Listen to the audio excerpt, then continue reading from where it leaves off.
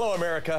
I have to be real honest with you. Sometimes my son acts like a monkey. I just said this to my wife just the other day. He can actually hang from my arm. He's like either a monkey or part possum. I'm not sure. I don't care what race your children are. Come on. Your kids are monkeys sometimes, right? You would say, hey, monkeys, get out of the tree. Sometimes I think my son is more monkey than he is human. And making the connection between kids and monkeys doesn't make me a racist. It makes me a dad. Too bad Barack Obama doesn't see it that way. He had one of his delegates actually step down because she used the word monkeys to describe the children playing out in a tree who happened to be African American. Police were actually called and they fined this woman $75 for disorderly conduct. So here's the point tonight. Political correctness is out of control and nobody is confronting the real offenders because it's election time. And here's how I got there. For starters, the mayor of that woman's town says he regrets the police behavior and says she's no racist. I don't know if she's racist or not. I'm not going to judge her by saying, hey, monkeys, get out of the tree. If it were me, I got to do this for you. I'd rot in hell before I'd pay a 75-cent fine, let alone a $75 fine for calling a kid a monkey.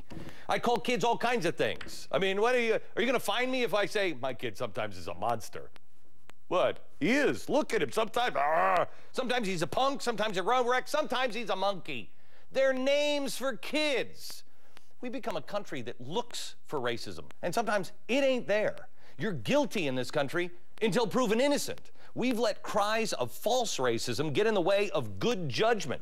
Everything needs to be looked at in context and with a little bit of common sense. And Barack Obama should be ashamed of himself for asking that woman to step down. First of all, she's Hispanic. I thought only whites could be racist.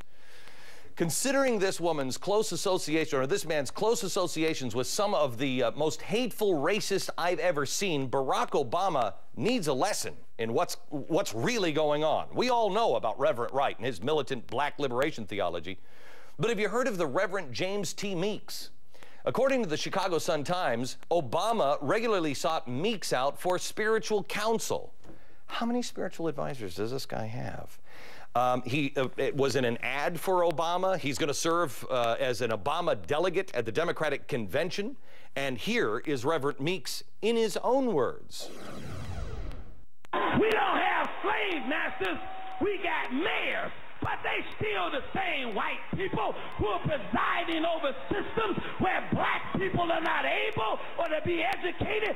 You got some preachers that are house niggas. You got some elected officials that are house niggas. And rather than them trying to break this up, they gonna fight you to protect that white man.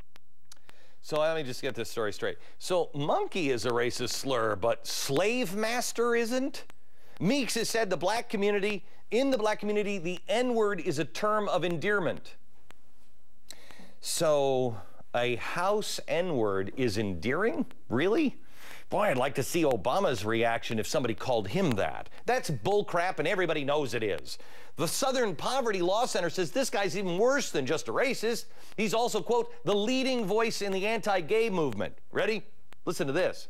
Meeks is reportedly blamed, quote, Hollywood Jews for bringing us Brokeback Mountain. Yeah, all right, sounds like a sweet spiritual advisor. So out of all of the spiritual leaders, of all of the faiths in the world, I mean, you can get to Dalai Lama. I hear he's got nothing going on. Barack Obama has picked these two guys as advisors. No speech can justify those decisions.